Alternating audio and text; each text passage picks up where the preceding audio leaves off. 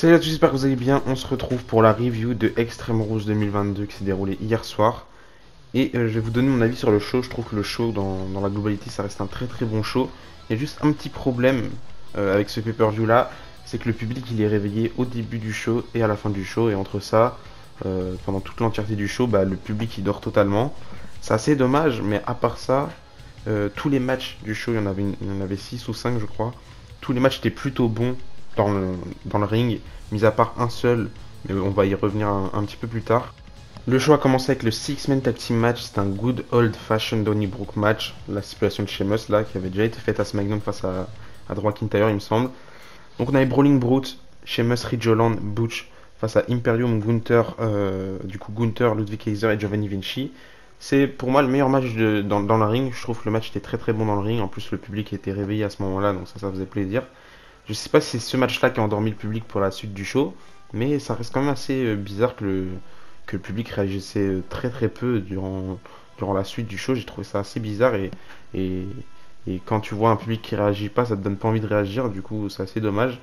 Mais pour le premier match, je trouve qu'il était très bon. Au début, on a Imperium qui prend l'avantage sur Brawling Brutes. Après, les Brawling Brutes, ils arrivent à revenir.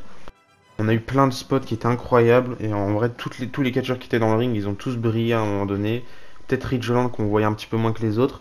Mais que ce soit Butch, que ce soit Ludwig Kaiser, que ce soit Giovanni Vinci, Sheamus, Gunther, ils avaient tous eu un grand moment dans le match. Et plein de petits spots, comme je l'ai dit, qui étaient incroyables.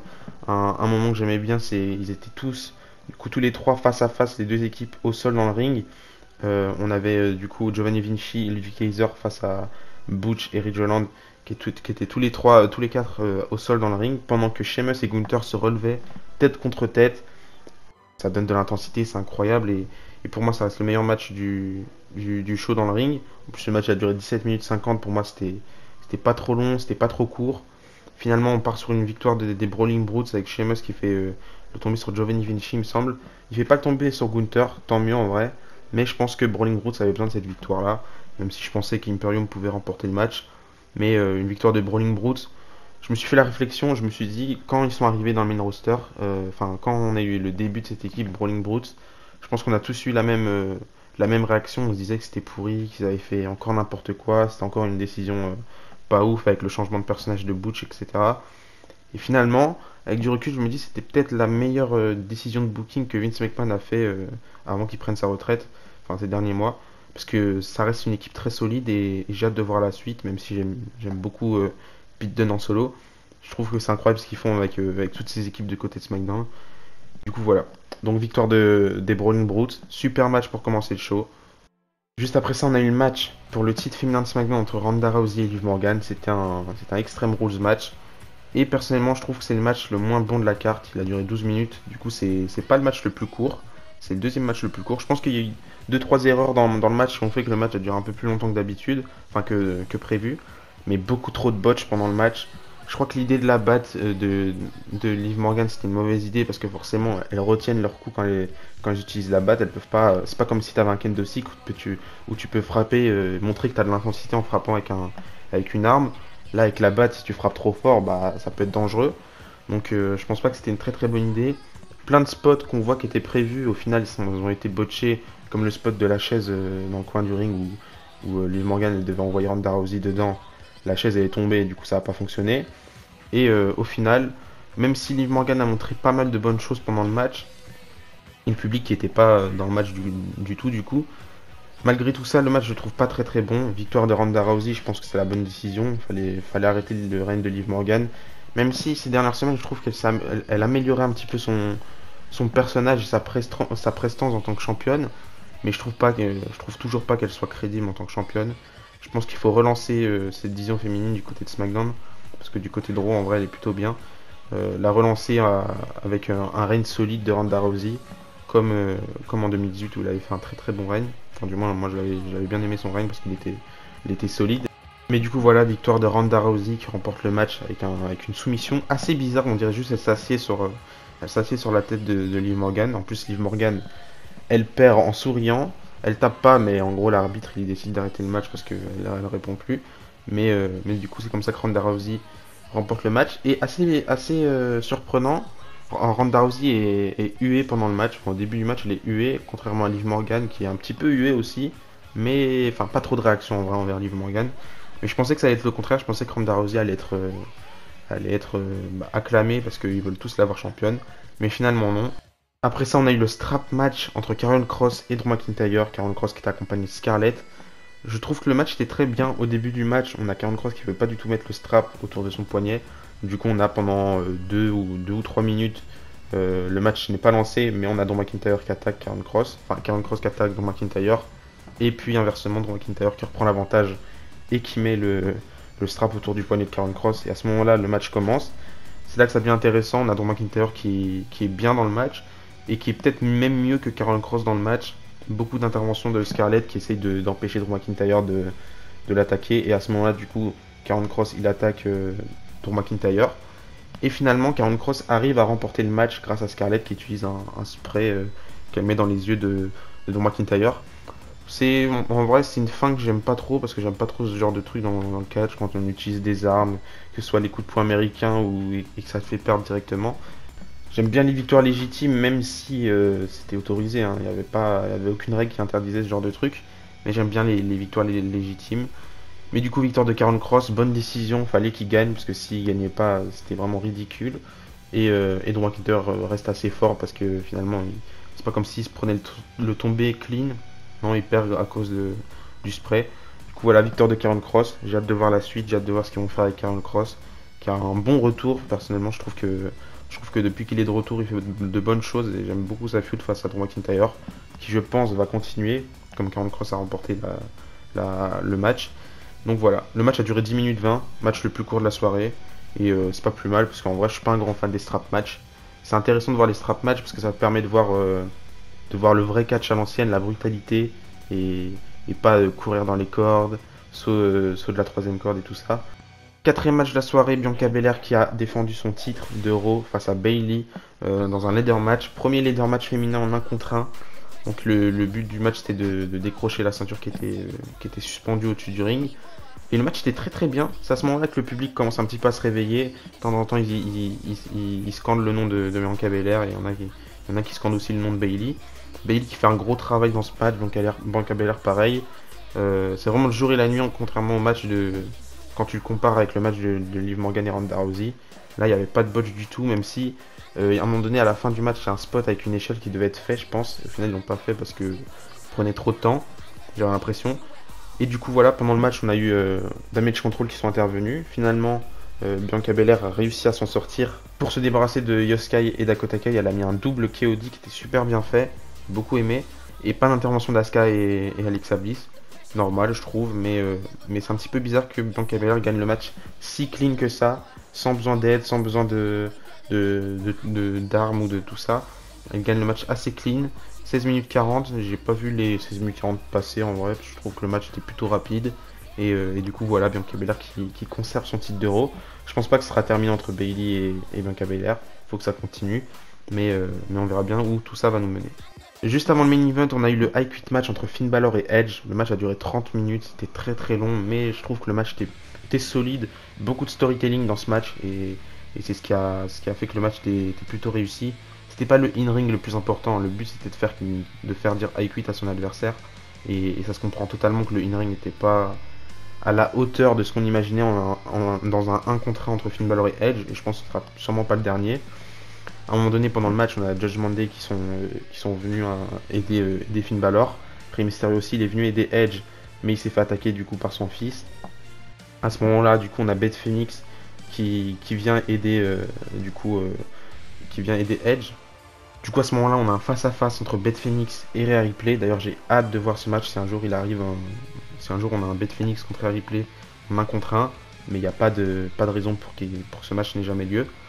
Du coup, voilà, après ça, on a Edge qui met 3 spears à Finn Balor pour le faire dire I quit. Mais on a Judgment Day qui revient, ils attaquent Edge, ils prennent Edge, pendant que Rhea Ripley, elle attaque Beth Phoenix. Et donc là, on a Rhea Ripley qui menace Edge de faire un concerto sur Beth Phoenix. Du coup, à ce moment-là, Edge il est forcé de dire I quit, donc il abandonne. Finn Balor remporte le match, mais après ça, Rhea Ripley fait quand même le concerto sur Beth Phoenix. Et ça se termine sur Edge qui est triste et énervé, en colère. Je pense que la rivalité va continuer, qu'on va avoir une grosse revanche, je sais pas qui contre qui, peut-être un handicap match, pourquoi pas, avec Finn Balor et Damian Priest face à Edge, j'en sais rien. Mais tout ça, ça pourrait être intéressant. Et du coup, voilà, je trouve que le match était bien. En plus, Finn Balor remporte le match, c'est ce que je voulais. Fallait pas que Finn Balor perde. Donc voilà.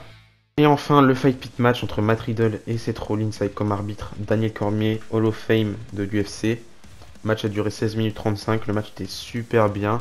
C'est la première fois que Seth Rollins était dans un Fight Pit match. Et c'était le premier du coup Fight Pit match, non seulement dans le main roster, mais en pay-per-view. Seth Rollins, il était encore une fois déguisé, enfin avec une tenue de ring, à la Rob Van Dam. Je sais que Seth Rollins était un grand fan de Rob Van Dam à l'époque. J'avais déjà vu deux trois documentaires sur la carrière de Seth Rollins où il disait qu'il était fan de Rob Van Dam. Du coup, je trouvais ça super bien. Le match était solide aussi, très très solide le match. On a eu des spots super où Matt Riddle, par exemple, il sautait du dessus du fight pit en senton sur Seth Rollins. Finalement, Matt Riddle remporte le match avec une soumission, avec un triangle choke, il me semble. Mais du coup, voilà, victoire de Matt Riddle qui mérite la victoire parce que il se faisait déglinguer par Seth Rollins les dernières semaines. Et je pense que ça signifie qu'on aura encore une revanche entre Seth Rollins et Matt Riddle. Et du coup, voilà, c'était le dernier match de la soirée, c'était le main event qui était très très bon, très solide. Et je comprends pourquoi ils l'ont mis en main event. À la fin du show, on a Matt Riddle qui est sur la rampe d'entrée avec Daniel Cormier qui soulève son bras. On a le message de copyright à chaque fin du show. Et là, les lumières s'éteignent. Et on entend quelqu'un chanter. Il chante la musique que Bray Wyatt chantait à l'époque. Puis on a des gros zooms dans le public sur des personnages de la Firefly Funhouse. D'abord, on a eu le cochon. Puis après, on a eu l'autre personnage qui était dans la boîte. J'ai oublié son nom. Puis on a eu Ramblin' Rabbit. On a eu Abby the Witch, il me semble, à un moment donné. Et à un moment donné aussi, on a eu un zoom sur la table des commentateurs. Et sur la table des commentateurs, on avait le masque du Fiend, enfin la tête du Fiend quand il s'est fait brûler par Randy Orton. Et puis en ringside, on avait le Fiend avec son masque. Jusqu'au moment où on voit une maison, un petit peu, on dirait la maison de Shrek. C'était assez bizarre avec une lumière derrière. Puis on s'est rendu dans la Firefly Funhouse qui était abandonnée. Et je trouvais ça très très stylé le fait de raconter que en gros la Firefly Funhouse, comme Bray Wyatt il était viré, elle a été abandonnée. Il y avait des poussières sur tous les personnages de la Firefly Funhouse. On avait la musique de la Firefly Funhouse qui était en fond et qui fonctionnait pas très très bien. Plein de toiles d'araignée, c'était assez bizarre.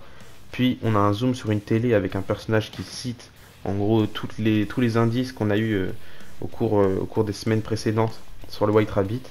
Puis là, on a encore un zoom sur la maison de Shrek comme je l'appelle. La porte s'ouvre et là,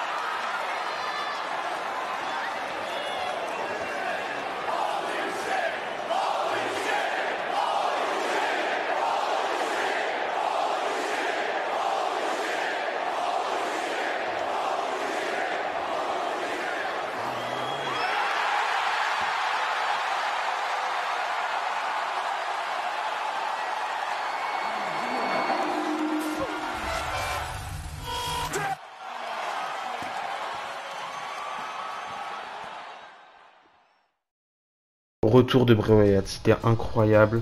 La foule, la popée de fou, c'était dingue. Pour moi, c'est un des meilleurs retours qu'on a pu avoir. En plus, je trouve que la WWE fait le bon choix de faire revenir ce Bray Wyatt là et pas faire revenir le Fiend qui est tellement difficile à booker parce que forcément il est invincible et si tu le fais affronter tout le monde, tu sais très bien que il va battre tout le monde sauf Goldberg. Enfin bref. Et je trouve ça bien parce que ce personnage de Bray Wyatt, c'est mon enfance. J'ai grandi avec ce Bray Wyatt là. J'ai grandi avec la Wyatt Family. C'est incroyable et je suis tellement content de le voir de retour comme ça. Dès que je l'ai vu ouvrir la porte avec sa lanterne, qu'il a enlevé son masque et que tout le monde a chanté Holy shit, c'était ouf. J'ai hâte de voir ce qu'on peut nous réserver avec ça pendant les semaines à venir. Même si on le sait tous, ce sera pas possible de faire un booking parfait pour Bray Wyatt. Il est tellement difficile à booker. peu importe sa personnage, c'est trop difficile. Même si on sait que ce sera pas parfait, je suis tellement content de le revoir à la WWE. Il rajoute un truc en plus à la WWE. C'est un génie, tout ce qu'il a fait pour son retour, tout ce qu'il a fait auparavant, c'est dingue. Et je pense qu'on n'a jamais eu, ça fait longtemps en tout cas qu'on n'a pas eu une fin de show aussi réussie que ça. Donc voilà, rien que pour ça, rien que pour cette fin de show, je trouve que le pay-per-view était réussi. Mais dans la globalité, je trouve que le pay-per-view reste assez bien. Donc voilà, maintenant prochain pay-per-view, ce sera du coup Crown Jewel le 5 novembre. Je pense pas qu'on aura une construction de fou parce que c'est à la fin du mois, enfin c'est début du mois. Mais du coup voilà, je suis tellement content du retour de Bray Wyatt. Donnez-moi votre avis dans les commentaires. Et d'ici là, je vous dis à la prochaine. Et n'oubliez pas, tant que le catch est sport. Bisous bisous.